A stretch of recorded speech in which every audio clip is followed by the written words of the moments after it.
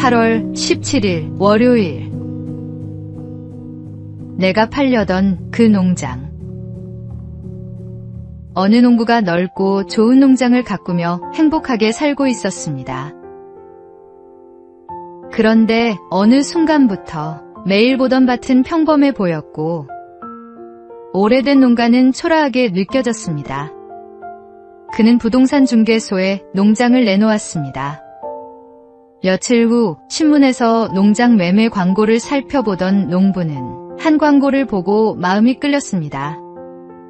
넓고 기름진 땅, 좋은 농가. 큰 곡식 창고와 이상적인 위치를 갖춘 농장을 팝니다. 농부는 생각했습니다. 바로 이런 농장이 내가 찾던 곳이야. 그런데 광고에 적힌 위치를 확인하는 순간 농부는 깜짝 놀랐습니다. 그 농장은 바로 자신이 팔려고 내놓은 농장이었던 것입니다.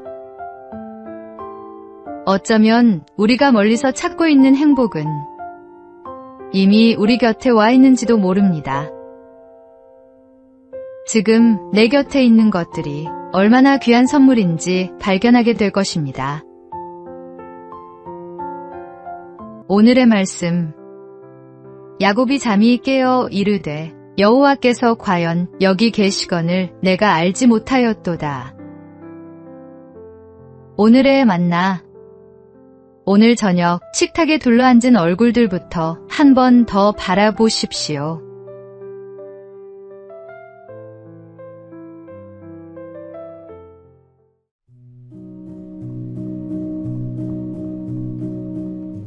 (8월 18일) 화요일. 비스킷 하나의 밤. 남극 탐험가 어니스트 셰클턴과 대원들이 얼음 속에 갇혀 혹독한 추위와 굶주림을 견디고 있을 때였습니다. 어느 날 밤, 대원들은 마지막 남은 비스킷을 각자 하나씩 나누어 받고 침낭 속으로 들어갔습니다.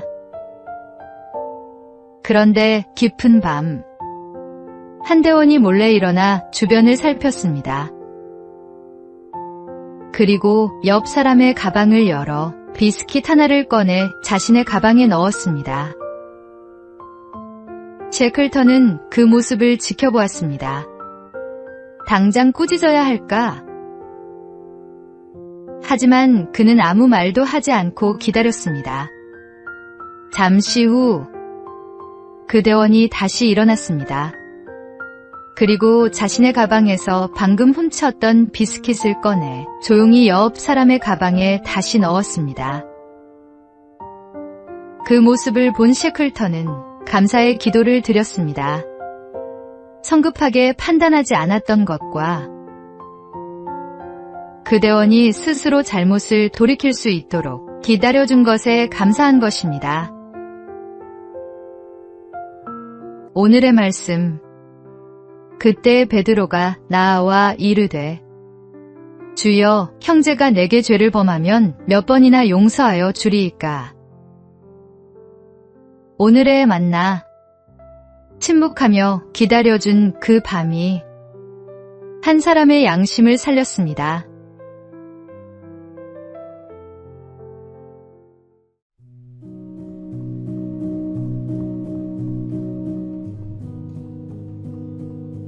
(8월 19일) 수요일. 해커가 노리는 컴퓨터. 예수를 믿는 한 청년이 직장에서 힘든 시간을 보내고 있었습니다. 어느 날 동료가 말했습니다. 예수 믿으면 마음이 편해진다더니 너는 왜 그렇게 어려운 일이 많아? 차라리 믿지 않는 게 낫겠다. 청년은 잠시 생각하다가 이렇게 대답했습니다. 보안이 전혀 필요 없는 컴퓨터가 있다고 생각해 보세요. 중요한 자료도 없고 아무도 관심을 가질 만한 것이 없다면 해커가 굳이 그 컴퓨터를 공격할 이유가 없겠지요. 하지만 중요한 정보가 가득한 컴퓨터라면 어떨까요? 그리고 청년은 말을 이었습니다. 하나님을 떠나 아무런 갈등 없이 살아가는 사람보다 하나님의 뜻대로 살려고 애쓰는 사람에게 더 많은 시험과 유혹이 찾아올 수 있습니다. 시험 앞에서 낙심하지 마십시오. 어쩌면 당신 안에 지켜야 할 소중한 믿음이 있다는 뜻입니다. 오늘의 말씀. 그런즉 너희는 하나님께 복종할지어다. 마귀를 대적하라. 그리하면 너희를 피하리라. 오늘의 만나. 시험 앞에서 낙심하지 말고 오히려 담대해지십시오.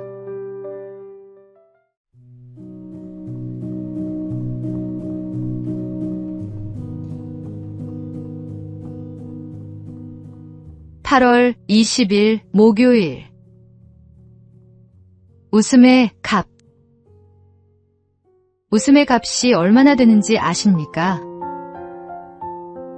우리는 웃을 때 얼굴의 근육을 움직이고 뇌를 적당히 자극해 긴장을 풀어줍니다. 큰 소리로 웃으면 산소 섭취량도 늘어나 깊은 호흡을 하는 것과 같은 효과를 얻을 수 있고 스트레스가 줄어드는 데도 도움이 된다고 합니다. 미국 로마린다 대학교의 리 버크 박사도 웃음과 건강의 관계를 연구했는데 웃을 때 스트레스와 관련된 호르몬이 감소하고 혈관 기능에도 긍정적인 변화가 나타난다고 밝혔습니다. 생각해보면 참 놀랍습니다. 돈을 들이지 않아도 웃음 한 번으로 우리 몸과 마음에 작은 활력을 선물할 수 있으니 말입니다. 그런데 우리에게는 세상이 알지 못하는 또 하나의 기쁨이 있습니다. 바로 주님이 주시는 기쁨입니다. 우리의 웃음소리를 통해 사람들이 우리의 얼굴에서 주님이 주신 평안과 기쁨을 발견할 수 있기를 바랍니다. 오늘의 말씀. 마음의 즐거움은 양약이라도 심령의 근심은 뼈를 마르게 하느니라. 오늘의 만나. 우리의 웃음소리가 주님이 주신 평안의 증거가 되기를 바랍니다.